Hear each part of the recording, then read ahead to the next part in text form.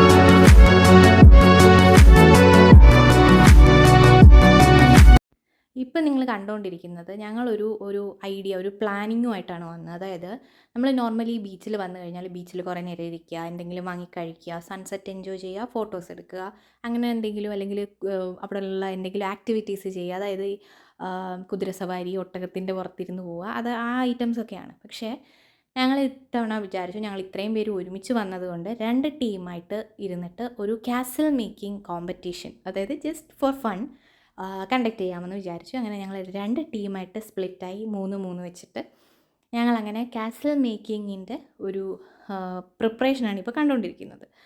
ഇവിടെ ഇവിടുത്തെ വിധികർത്താവെന്ന് പറയുന്നത് ആക്ച്വലി നിങ്ങളാണ്. നിങ്ങൾ കമൻറ്റ് ചെയ്യണം ആരുടെ കാസിലാണ് നല്ലതെന്നുള്ളത്.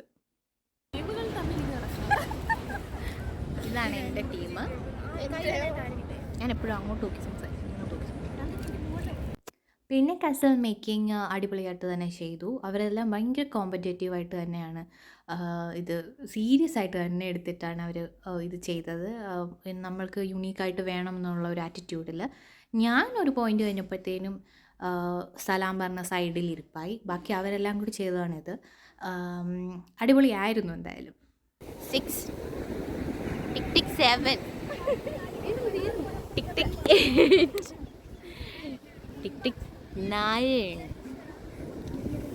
ടിക് ടിക് 10 ടൈം അപ്പ് പറഞ്ഞാൽ പിന്നെ പിടിക്കാൻ പാടില്ല. ഇതാണ് ഇവരുടെ ഗ്യാസ്. ഇതെന്തുവാണോ എന്തോ. അപ്പോ ഞങ്ങൾക്കെല്ലാം ഉണ്ട്. കുളമുണ്ട്, മതിലുണ്ട്, സ്റ്റെപ്പുണ്ട്. അത് അതൊരു ശില. ഞങ്ങളുടെ വഴി കയറാനുള്ള എൻട്രൻസ്. ഇനി ഇത് ഒരു രാജാവിന്റെ കൊട്ടാരം, മറ്റേ രാജാവിന്റെ. ഇത് അവരുടെ ബാത്റൂംസ് 4 ഇതിൽ കൂടെ ഇങ്ങനെ കയറും. എന്നിട്ട് ഇവിടെ കുളിക്കാം. സ്വിമ്മിംഗ് പൂൾ അതിൽ കുളിച്ച് കഴിഞ്ഞ ഇവിടെ സ്റ്റെപ്പുണ്ട്. സ്റ്റെപ്പിൽ കൂടെ കയറി നമുക്ക് ഓരോ റൂംസിലോട്ട് പോകാം. ഇവിടെ എൻട്രൻസ് ആണ്. എൻട്രൻസ് ഒന്നും ഇനി ഇടാൻ പറ്റത്തില്ല. ഇനി ഫുൾ. പിന്നെ ഞങ്ങൾക്ക് ബൗണ്ടറി ഉണ്ട്. വേറെ യുദ്ധത്തിലൊന്നും അത് ഞാൻ അങ്ങോട്ട് ഞങ്ങളെ കോപ്പി അടിച്ചിട്ടാ കുളം കുഴിച്ചിട്ട്. ഞങ്ങൾക്ക് ഇവിടെ തന്നെ ചുറ്റിനും മോളുണ്ട്, പിന്നെ സ്റ്റെപ്സ് ഉണ്ട്. അതുപോലെ തന്നെ ഞങ്ങളുടെ കൂടുതലും പിന്നെ സിന്ധു നദിയുടെ മുമ്പേ വന്നാണ് സിന്ധു നദി.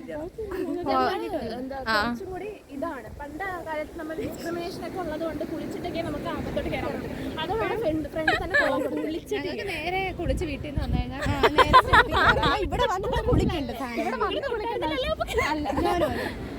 ഇവിടെ എന്തുണ്ട്? പിന്നെ ഞങ്ങളുടെ എല്ലാം കണ്ടോ ഷേപ്പ് ഒക്കെ ഒരേപോലെ. അല്ല അവരുടെ പോലെ ഒരെണ്ണത്തിന് വേറെ ഷേപ്പ്.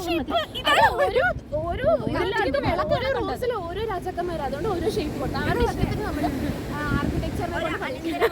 അനന്തരവന്മാരാണ് ഇവിടെ എല്ലാം താമസം. ഞങ്ങൾക്ക് അങ്ങനെ ആരുമില്ല. അനന്തരവന്മാരില്ലാത്തൊരു കൊട്ടാരമാണ്.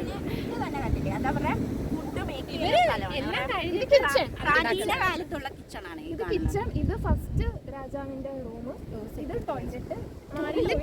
ടോയ്ലറ്റ് ഒക്കെ ഉണ്ട്. Full setup. ഞങ്ങൾ ടോയ്ലറ്റ് ഒന്നും അങ്ങനെ പ്രദർശിപ്പിച്ചിട്ടില്ല. അത് അതിന്റെ അങ്ങനെ കാസൽ മേക്കിംഗ് ഒക്കെ കഴിഞ്ഞ് ഞങ്ങളുടേതായ ഒരു ലോകത്തേക്ക് ഞങ്ങൾ വന്നേക്കുവാണ്. അതായത് ഗേൾസ് ടോക്ക് എന്നോ ഗോസിപ്പ് കോർണർ എന്നോ അല്ലെങ്കിൽ ക്യൂട്ട് കോൺവെർസേഷൻസ് എന്നോ എന്ത് വേണമെങ്കിലും വിളിക്കാൻ പറ്റുന്ന ഞങ്ങളുടേതായ ക്യൂട്ട് മൊമെൻറ്റ്സിലേക്ക് ഞങ്ങൾ കടന്നു. ഞങ്ങൾ ഒരുപാട് തവണ വന്നിട്ടുള്ളൊരു ബീച്ചാണിത്. പക്ഷേ അപ്പോഴൊന്നും കിട്ടിയിട്ടില്ലാത്ത ഒരു ഹാപ്പിനെസ്, കംഫേർട്ട് ആൻഡ് കണ്ടൻറ്റ് ഞങ്ങൾക്ക് ഇത്തവണ കിട്ടി. ഞങ്ങളെ നിയന്ത്രിക്കാനോ ഞങ്ങൾക്ക് നിയന്ത്രിക്കാനോ ആരും തന്നെ ഇല്ല. ചുരുക്കം പറഞ്ഞാൽ ഇത് ഞങ്ങളുടെ മാത്രം ഒരു ലോകമായി മാറി. I think everyone should find some quality time for themselves. അല്പം കൂടിപ്പോയല്ലേ, സാരമില്ല, സൺസെറ്റിൻ്റെ എഫക്റ്റാണെന്ന് കരുതിയാൽ മതി. അങ്ങനെ സൂര്യൻ ചേട്ടനെ ബായും പറഞ്ഞ് ഞങ്ങൾ വീടുകളിലേക്ക് മടങ്ങി. ചേച്ചി ഈ കല്ലുരുട്ടിയിടല്ലേ? അതാ ഈ കല്ലിന് ഇച്ചിരി ആട്ടം ഉണ്ട് കേട്ടോ. ചേച്ചി അതൊന്ന് ഒടിച്ചിടും.